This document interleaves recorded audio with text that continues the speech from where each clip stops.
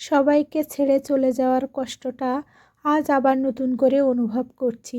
তবুও ফিরতেই হবে, কারণ এখন আমার আরেকটি পরিবার আছে। একজন মানুষ আছেন যিনি আমার অপেক্ষায় বসে আছেন। আমার সংসার, আমার দায়িত্ব সেখানেই। আমার আবার ফিরে যেতে হবে সেখানে। জানেন তো, বাবার বাড়ি থেকে বিদায় নেওয়ার সময় আমি কখনোই আমার কষ্টটা কাউকে বুঝতে দেই না। সবার সামনে হাসি মুখেই বিদায় নেই, কিন্তু বাসে উঠে যখন একা হয়ে যাই তখন বারবার সেই পিছনের মানুষগুলোর মুখটা ভেসে ওঠে। তখন বুকের ভিতরটা নিঃশব্দে কেঁদে ওঠে।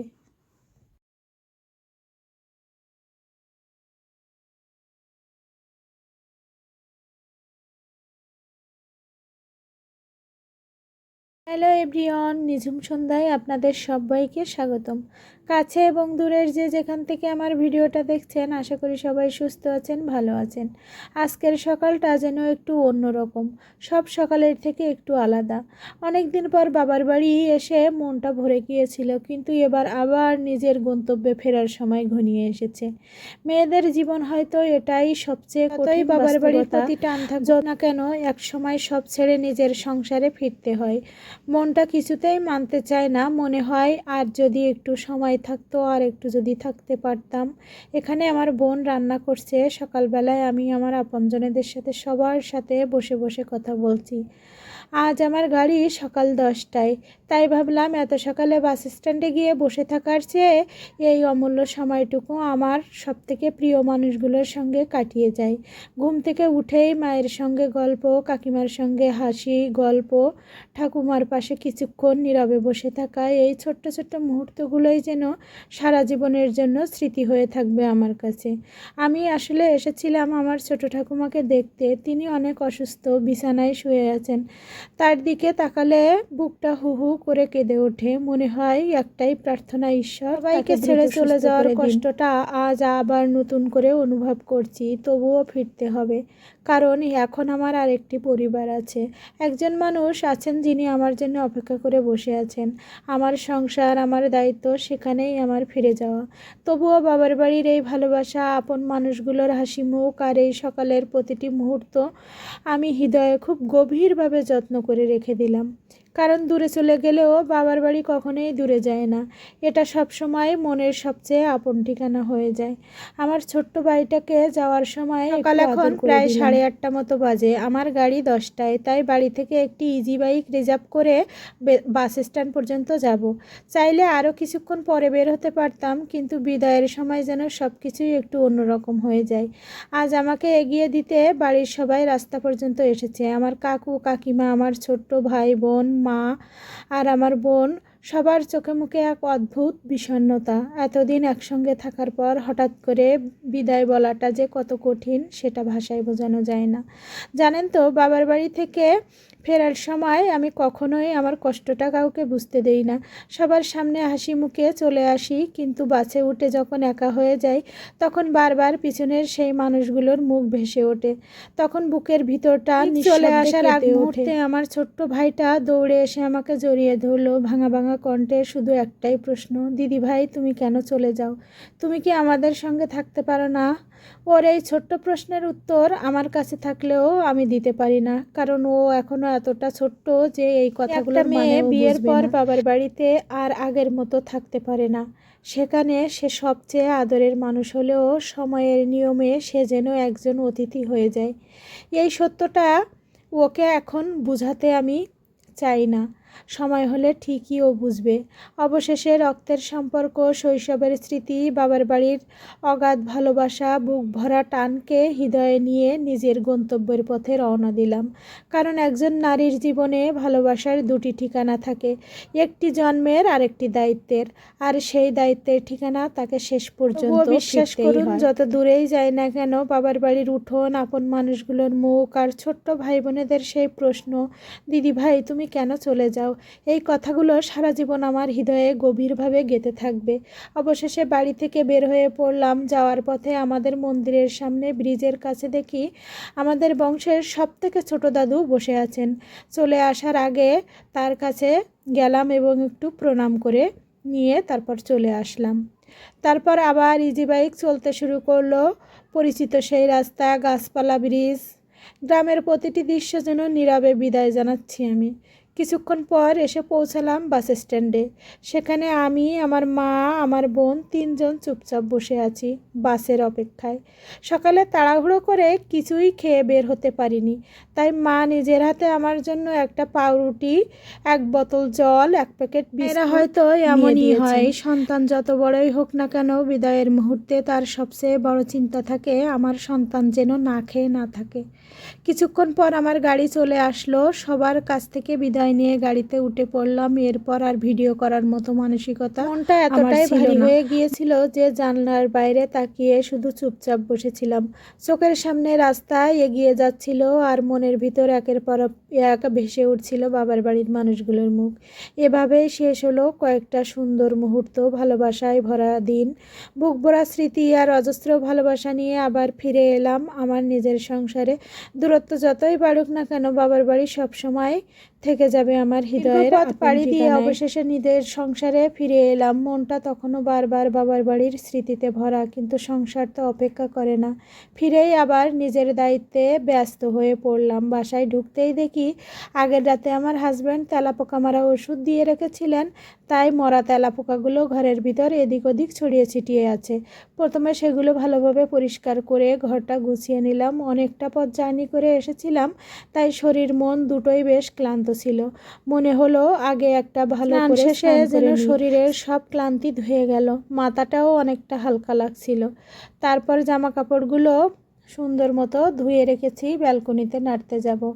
এখানে আমি একটু ফ্রেশ হয়ে সিঁদুরটা পরে নিচ্ছি, কারণ সধবা নারীর স্নান করে প্রথমেই যে কাজটা সিঁদুর পরা, পরিপাটি হওয়া।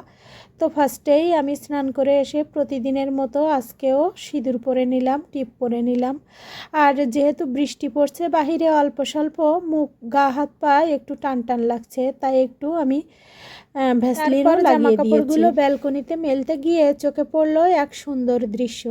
আমাদের ব্যালকনি জুড়ে তেলাকচু শাক লতিয়ে উঠেছে, সবুজে ভরা। সেই দৃশ্যটা দেখেই মনটা হঠাৎ করে অনেক ভালো লেগে গেল। কখনো কখনো মনকে কতটা শান্তি দিতে পারে, তাই এমন মুহূর্তে বোঝা যায়। তারপর জামা কাপড়গুলো ব্যালকনিতে মেলে দিলাম। অনেক কাজ আমার জন্য অপেক্ষা করে আছে। এতদিন যেহেতু বাবার বাড়িতে কাটিয়ে আসলাম, তাই কাজগুলো আমার জন্য পেন্ডিং হয়ে আছে। তো আমি যেহেতু অনেক দিন পর বাবার বাড়ি এসেছি, এটাই স্বাভাবিক, কারণ একটা পুরুষ মানুষ কখনো সংসার সামলাতে পারে না। পুরুষ মানুষের কাজ বাহির সামলানো, তারা তো আর এইভাবে সংসারের সমস্ত জিনিসপত্র পরিপাটি করে রাখতে পারে না। তো আমার হাজব্যান্ড যতদূর সম্ভব করে রাখার চেষ্টা করেছে। সব বাদবাকি যে কাজগুলো আছে সেগুলো আমি আস্তে ধীরে করে নেওয়ার চেষ্টা করব, কারণ আজকে যেহেতু এসেছি, আজকে আমার শরীরটাও অনেক ক্লান্ত, এত দূর জার্নি করে এসেছি। তারপরে রান্না বান্না, বাসায় টুকটাক কাজ যেগুলো পেরেছি করেছি, আর যেগুলো বাদ আছে সেগুলো পরে করে নিব। তো একবারে তো সব কাজ করা সম্ভব না, একবারে এত কাজ করতে গেলে অসুস্থ হয়ে পড়ব। তার জন্য জামা কাপড় মেলে দিয়ে থালা বাসন ধুয়ে নিলাম। তো রান্নাঘরের কাজও গুছিয়ে ফেলেছি। তারপর মনে হলো ঠাকুরঘরটা অনেক দিন পরিষ্কার করা হয়নি, তাই যত্ন করে পুরো রান্নাঘর পরিষ্কার করে তারপরে ঠাকুরঘর পরিষ্কার করলাম। সুন্দর করে পূজা দেব আমি এবার। দিনের শেষে মনে হলো এটাই তো একজন নারীর জীবন। এদিকে বাবার বাড়ির অগাধ ভালোবাসা, অন্যদিকে নিজের সংসারের দায়িত্ব, দুটোই নিজের, দুটোই আপন। আর এই দুই ভালোবাসার মাঝেই ধীরে ধীরে এগিয়ে চলে জীবনের পথ। ঠাকুরঘর প্রত্যেক দিন পরিষ্কার করতাম, তো আমার হাজব্যান্ড আমি চলে যাওয়ার পরে শুধু পূজাটাই দিয়েছে, সন্ধ্যাটাই দিয়েছে, ওইভাবে তো পরিষ্কার করা হয়নি। তাই ভাবলাম আজকে সব কিছুই একবারে পরিষ্কার করে ফেলি। তাই আমি স্নান সেরে আগে ঠাকুরঘরটা সুন্দর মতো পরিষ্কার করে ফেলেছি। আর আমাদের বাসায় এত তেলাপোকার উৎপাত যে যেখানে সেখানে তেলাপোকা, তো সব কিছু ঝেড়ে পরিষ্কার করে আমি সুন্দর মতো পূজা দিয়ে দিয়েছি, কারণ ঈশ্বর চাইলে কি না পারে। তাই সবসময় চেষ্টা করি ঈশ্বরের উপরে ভক্তি রাখার জন্য। আমি জানি আমার জীবনে যা কিছু সমস্যা, ঈশ্বর চাইলে সব কিছু একদিন ঠিক হয়ে যাবে। আমি সেই আশাতেই বাবার বাড়িতে কয়েকদিন ছিলাম বলে এই কদিন আমার হাজব্যান্ড তেমন একটা বাজার সদাই কিছুই করেনি। তবে আমি আসার আগেই বাজার থেকে কয়েকদিন আগে একটা টাটকা কাতলা মাছ নিয়ে এসেছিলেন। সেটা ফ্রিজে রেখে দিয়েছিলেন, বাইরে থেকে কেটে নিয়ে এসেছে। তো বাসায় ফিরতেই আবার নিয়ে এলেন এত বড় বড় মোটা ডগার পুঁই শাক। তারপর হাসতে হাসতেই বলল, আজ চিংড়ি না, এই কাতলা মাছ দিয়েই পুঁই শাকটা রান্না করো, দেখি তো কেমন স্বাদ হয়। কথাটা শুনে আমিও ভাবলাম, সত্যিই তো সব সময় চিংড়ি মাছ দিয়েই রান্না করা হয়, আজ না হয় একটু ভিন্ন স্বাদই হোক।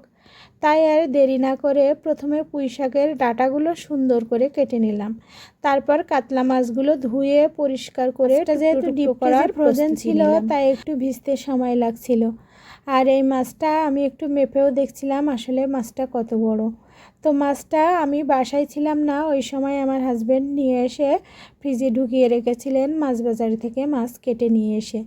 বাসায় একটুও কোনো মাছ ছিল না, আমি যখন গিয়েছি তখন অল্প কিছু পরিমাণ মাছ ছিল, তো তার থেকে কিছুটা পরিমাণ আমার হাজব্যান্ডের জন্য রান্না করে রেখে গিয়েছিলাম। তো আর ছিল না, তো আমি যেহেতু ছিলাম না তাই আমার হাজব্যান্ড বাজারঘাট ওইভাবে করেননি। তো আমি আসার পরে আবার বাজার সদাই সব কিছু নিয়ে এসেছেন। রান্না শুরু করলাম। কড়াইতে সাদা তেল গরম করে, তেল গরম হয়ে একে একে মাছগুলো আমি ছেড়ে দিতে লাগলাম। প্রথমে মাছের মাথাগুলো আমি সুন্দর মতো ভেজে নেব, কারণ যেহেতু এত বড় মাছের মাথা তাই ভাজতে একটু সময় লাগবে, তাই সময় নিয়ে মাছের মাথাগুলো আমি ভেজে নিলাম। তারপর একে একে সব মাছগুলিও ভেজে উঠিয়ে নিলাম।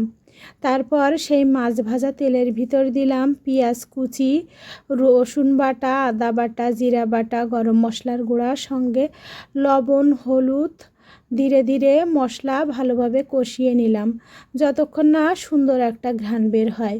এ পর্যায়ে আমি হলুদ, লবণ যে পরিমাণ লাগে পরিমাণ মতো সব কিছু দিয়ে দিলাম। এরপর এই মশলাটা আমি সুন্দর মতো কষিয়ে নেব। মশলাটা প্রায় আমার কষানো হয়ে গেছে। এরপর কেটে রাখা পুঁই শাকের ডাঁটা আর কিছুটা আলু দিয়ে ভালোভাবে মশলার সঙ্গে মিশিয়ে কষিয়ে নেব। বিলাসিতার মনে হয় না, আমার হাতের মাথায় যখন যেটা থাকে আমি তখন সেটা রান্না করে ফেলার চেষ্টা করি। অনেকেই আছেন একটার সাথে একটা তরকারি মিলিয়ে রান্না করেন, যেমন ডাঁটা দিয়ে চিংড়ি মাছ, পুঁই শাক দিয়ে চিংড়ি মাছ, এরকম চিংড়ি মাছের কম্বিনেশন রাখেন। কিন্তু আমার হাতের নাগালে যে মাছটা থাকে আমি সেটা দিয়েই রান্না শুরু করি, শেষ করি। তো খেতে একেবারে খারাপ হয় না। আমার বাবার বাড়ির অঞ্চলে দেখেছি, আমার বাবার বাড়ির অঞ্চলে তো প্রচুর পরিমাণ চিংড়ি মাছ হয় এবং অন্যান্য মাছও হয়, কিন্তু কাউকে ওইভাবে মিলিয়ে রান্না করতে দেখি না। যখন শখ হয় তখন রান্না করে, আর বেশিরভাগ সময় যখন যেটা যার যেভাবে খেতে ইচ্ছা করে এরপর কেটে রাখা পুঁই শাকের ডাঁটা আর কিছুটা আলু দিয়ে ভালোভাবে মশলার সঙ্গে মিশিয়ে কষিয়ে নিলাম। সব কিছু নরম হতে শুরু করলে পরিমাণ মতো জল ঢেলে দিলাম। ঝোলটা সুন্দরভাবে ফুটে উঠলে ভেজে রাখা কাতলা মাছগুলো আস্তে আস্তে দিয়ে আবার কিছুক্ষণ ঢেকে রান্না করলাম, যাতে মাছ আর মশলার স্বাদ একেবারে মিশে যায়। অবশেষে তৈরি হয়ে গেল কাতলা মাছ দিয়ে ডাঁটা, পুঁই শাকের ডাঁটা। নতুন এই সংমিশ্রণের স্বাদ যেন একদম নতুন মাত্রায় এনে দিয়েছে। এই সংমিশ্রণের স্বাদ কেমন হয়েছে সেটা জানার জন্য অপেক্ষায় রইলাম। কখনো কখনো পরিচিত উপকরণ দিয়েও একটু ভিন্নভাবে রান্না করলে খাবারের স্বাদ যেন আরও অন্যরকম হয়ে ওঠে। এদিকে চুলায় ধীরে ধীরে তরকারি ফুটছিল, আমি সেই ফাঁকে ভাবলাম যে অন্য কাজগুলোও করে ফেলবো, কিন্তু আবার ঝোলটা যাতে শুকিয়ে না যায় সেই জন্য ভাবলাম যে তরকারিটা একেবারে হয়ে যাক, নামিয়ে নিয়ে তারপরে যদি তরকারিটা আমি চুলার উপরে দিয়ে রাখি তাহলে হয়তো ঝোল শুকিয়ে যেতে পারে। তাই অপেক্ষা করে একটু সময় বসেছিলাম তরকারিটা হওয়ার জন্য। তরকারিটা নামানোর আগ পর্যায়ে আমি কিছুটা পরিমাণ ভাজা জিরার গুঁড়ি দিয়ে দিয়েছিলাম। আমার সব তরকারিতে ভাজা জিরার গুঁড়ি বেশ ভালো লাগে, ওই জন্য আমি কিছুটা পরিমাণ ভাজা জিরার গুঁড়ি সব তরকারি নামানোর শেষে দিয়ে থাকি, আর এতে তরকারির স্বাদটা কিন্তু তরকারিটা হয়ে গেলে সেই ফাঁকে চলে এলাম ঘর একেবারে ঝাড়ু দেওয়ার জন্য। বাসায় ফিরেই একবার ঝাড়ু দিয়েছিলাম, কারণ তেলাপোকা মারার ঔষধ দেওয়ার পর অনেক মরা তেলাপোকা পড়েছিল। তবে রান্নাবান্না করতে করতে আরও একটু ময়লা হয়ে গেল, তাই ভাবলাম আরেকবার ঝাড়ু দিয়ে পুরো ঘরটা একদম গুছিয়ে ফেলি। সত্যি বলতে কি, কয়েকদিন যদি বাড়িতে একজন গৃহিণী না থাকে তাহলে তাহলে ঘরের অনেক কিছুই এলোমেলো হয়ে যায়। তবে এর মানে এই নয় যে পুরুষেরা চেষ্টা করে না। আবার আমার হাজব্যান্ড তার সাধ্য অনুযায়ী ঘর পরিষ্কার করে রাখার চেষ্টা করেছে, কিন্তু সংসারের ছোট্ট ছোট্ট অনেক বিষয় থাকে যেগুলো নিয়মিত যত্ন না করলে চোখে পড়ে। তাই ফিরে এসেই নিজের মতো করে সব কিছু গুছিয়ে নিলাম। অবশেষে ঘর পরিষ্কার শেষ হলো, ঘর পরিষ্কার হয়ে গেল, রান্নাও তৈরি হয়ে গেল। আজকের মেনু ছিল পুঁইশাক দিয়ে কাতলা মাছ, মিষ্টি কুমড়া ভাজি আর আম আর দুধ। এইটুকুই ছিল আজকের দুপুরের আয়োজন। অনেকটা পথ জার্নি করে আসার পর শরীরটা বেশ ক্লান্ত লাগছিল, তাই দুপুরে এইটুকু খাওয়া দাওয়া করে একটু বিশ্রাম নিলাম। সেই কারণে আজকের ভিডিওটা এগিয়ে নিতে আর পারিনি। জীবনটা এমনই, কখনো কখনো বিদায়ের কান্না, কখনো সংসারের ব্যস্ততা, আবার কখনো ছোট্ট ছোট্ট কাজের মধ্যেই লুকিয়ে থাকে শান্তি। আজকের দিনটা ঠিক তেমনই হয়ে গেল। আশা করি আপনাদেরও আজকের এই ছোট্ট দিনের গল্প ভালো লেগেছে। তো আমার এই গল্প যদি আপনাদের ভালো লেগে থাকে তাহলে লাইক, কমেন্ট এবং সাবস্ক্রাইব করে নতুন বন্ধু হয়ে আমার সাথে থেকে যেতে পারেন। সবাই সুস্থ থাকবেন, ভালো থাকবেন। দেখা হবে আবার নতুন কোনো গল্প নিয়ে। তো ধন্যবাদ সবাইকে।